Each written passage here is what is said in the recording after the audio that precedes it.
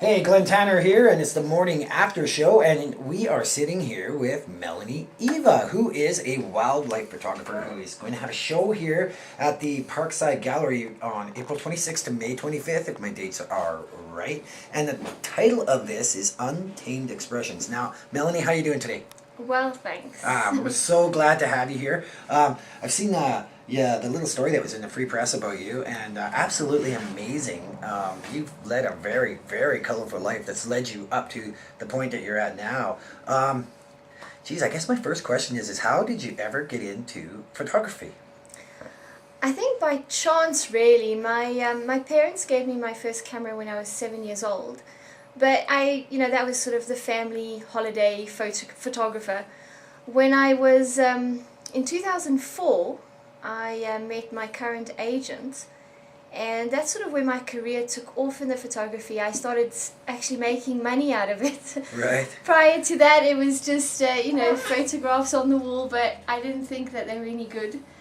And Carol Polich noticed my work, and she sort of took me under her wing and started representing me to actually sell my work. Wow. So where are you originally from? I grew up and was born in Zimbabwe. Right. So southern Yeah, Africa. and but according to your information here, it was during the height of the Rhodesian Bush War too. Like lots of danger happening there. Yes, my father was in the war, a soldier, my mum on the farm, so she raised the four of us, my two brothers and sister and I, on the farm. And absolutely, the war, it was a terrible war. It was a civil war, so it was in the homes, on the farms, amongst the people. It wasn't fought over there on the distance. Yeah, like you were right there in the front lines. That's just amazing, And considering where you started, like Melonie has come a long way. I mean, a lot of her photographs that you've been published in National Geographic, African Geographic, several hunting and fishing publications, as well as countless calendars and postcards. So yeah, you've been a very, very busy girl. I've been fortunate that, having the right people in the industry and knowing the right people helps a lot. It takes a lot to get noticed in the industry. It's a very competitive industry. And I've just been so blessed that I was noticed early on. No doubt.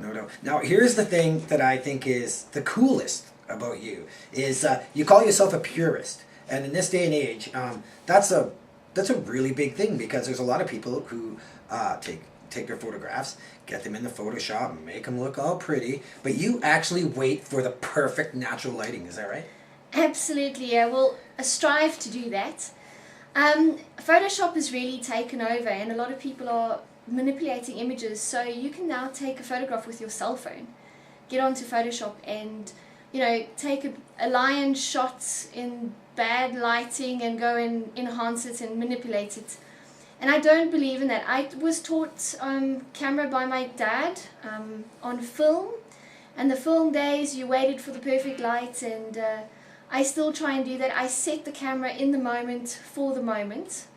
So not sort of shooting in auto mode and hoping that I can Photoshop later. I try and spend as little time on the computer as possible. That's awesome. And you have really fought the elements too. I mean, of course, you've been out in the bush in Africa taking pictures of the African wildlife. But I also remember, like, you've been in -40 temperature waiting for the perfect shot of, like, bison and stuff like that. So you're a real adventurer. I'm really impressed with that. I like what you put where you, instead of using Photoshop, you like to wait for that perfect goosebump moment.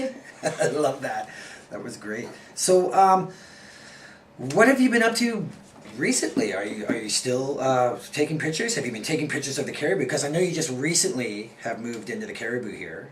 That's right. I arrived basically March last year, so I got to spend the summer, my first summer last year here, which was fantastic. I did a 4,000 kilometer trip through the Canadian Rockies. Oh, beautiful. Of which some of the images will feature in the show. And there's so much to see just here, 5 minutes from my home, that I think it's going to keep me busy for a while before I have to venture overseas. See, that's nice. See, I've always mentioned that to a lot of people. When we're born and raised here, a lot of us don't realize the paradise that we're living in. And then once we start to see it again through people like yourself through your eyes, then we start to realize, yeah, we do live in a paradise. And it's so cool that you would say, like, there's so many things for me to take a picture of just outside my back door. So Absolutely. and I mean, I've only seen the pictures that they printed in the paper, and they're absolutely amazing. So I really want to see this show. But I got to tell you, I'm actually excited to see what kind of photographs you will come up with out of the caribou here. That's great. Now, there was another story here that I thought was really cool. Is how you met your current agent. Now, what is your agent's name? Carol Polich. Polich, right? In the paper, it just mentioned her last name. We didn't get her first name, but yeah, you guys had quite the adventure when you first met. Yes, I was running my own photographic safaris throughout southern Africa, and I stopped in a very remote campsite in sort of on the Botswana-South Africa border one evening. Wow. And came across this elderly lady who literally was stuck in the mud. So I took my guests to the campsite, got them set up, and went back and asked if I could assist her. Winched her out of her predicament and took her into the campsite. That evening we were sort of all set up. We're having dinner, barbecuing some meat, and I saw it was quite windy and her tent was blowing away. So I went over and helped her with her tent. And then I saw her trying to start a fire, so I went back and helped her with her fire. By the end of the evening, I said, look, just come over and join us for dinner because it's already really late and, you know, the wind's up and so forth.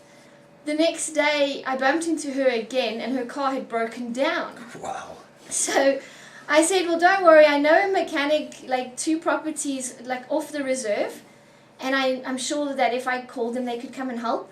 So I did. I radioed in some help, and they came and fixed her car for her. And she was in a bad state. She had been mugged twice in South Africa. Oh my! So she was very wary of strangers and even of me.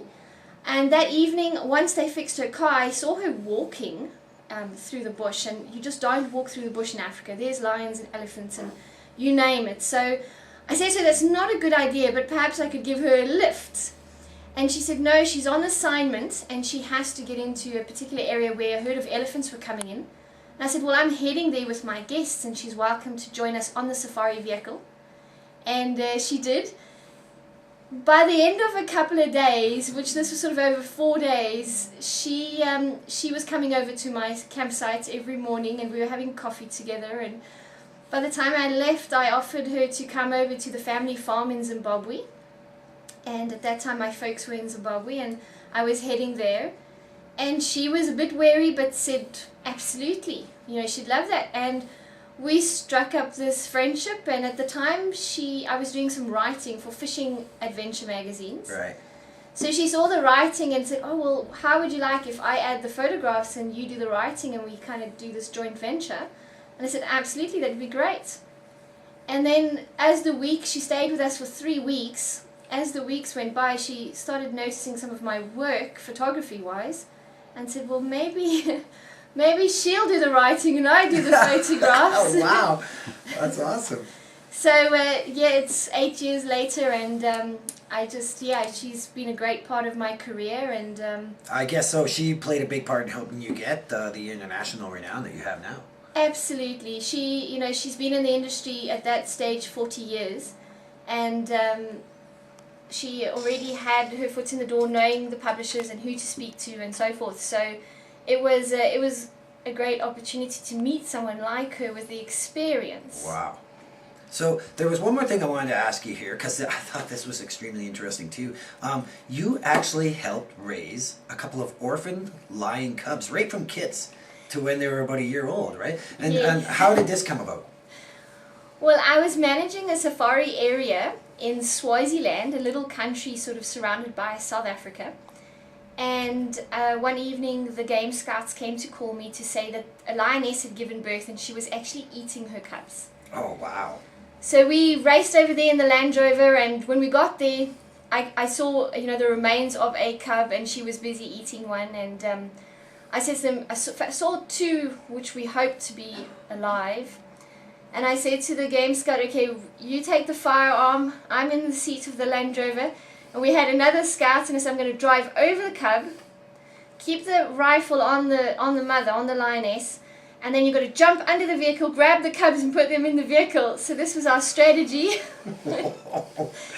And obviously I didn't want to shoot the lioness, but we got the cubs out, and Tala, the female, weighed about 200 grams. Now a lion is supposed to weigh at least 500 grams when they're born. Oh, so they were really underweight. So they were really underweight and in really bad condition. They born that night, they were ice cold, they hadn't had anything, no food. So I took them home, and Gareth and Tala grew and grew. At 3 years old, we're still having contact, mainly with Gareth. The males are a lot less aggressive than the females. Yeah, that's right. They're not the hunters. Yeah. So, but yes, at 2-3 years old, Gareth weighed about 180, 200 kilos. Wow. And the male lion at adult will weigh 350 kilos. A big male lion at full maturity, which is about 6 years old. Mm-hmm. So they're black maned lions, so the lions of East Africa, which is a rare gene pool. Right. And so they've been put into a breeding program where to kind of reintroduce the black maned lion to Central and Southern Africa. Mm-hmm. And last you heard, how are they doing? Good, yes. Tala's good. She's had a couple of litters herself. And Gareth the same. He's a beautiful specimen. Awesome.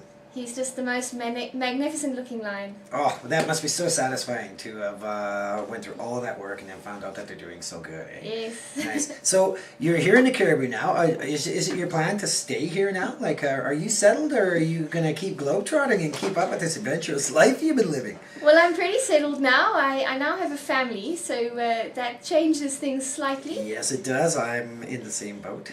But it definitely is not going to stop the travelling. I have family in Australia and in Africa, New Zealand, all over pretty much, the UK, the United States. So there's plans obviously always ongoing for photography. I think if I could choose, Alaska would be next on my travel plans. Yeah. My husband spent a couple of years up there, and he definitely wants to take me up there, and I haven't been to Alaska yet, so I look forward to that. Oh, you're going to love it. It's beautiful up there. Absolutely beautiful. And yeah, your opportunities for wildlife photography up there, amazing. But I'm sure you already know that. So there you go, guys. It's Melonie Eva in the house here. She is going to be having her show happening at the Parkside Gallery from April 26th to May 25th. There is going to be an opening reception on the night of April 26th, right? From 6 p.m. to 9 p.m. And you should go check this out if you haven't seen her story in the paper. Like I say, even the pictures that were printed in the paper are absolutely amazing. And to think that, yeah, you're doing it the old-fashioned way, where you're waiting for the perfect shot instead of getting on your computer and making the perfect shot from whatever you've taken. I find that absolutely amazing. Melonie, you're a great person, very adventurous, just so interesting. Thank you so much for coming in. Oh, thank you. We're going to make sure that we all get over and get a look at your show. Untamed Expressions is what it's called, and it'll be running for almost a month at the Parkside Gallery. Thank you, Melonie, and hey, stop by and say hi to us anytime you like, okay? Thanks very much. Thanks for having me. Right on. Thank you. Okay, guys, well, we're going to get back to some music here now. Let's see what we got here. Hey, we'll play a little bit of Peter Gabriel, Sledgehammer for you from 1984. Great. Thank you so much. Thank you.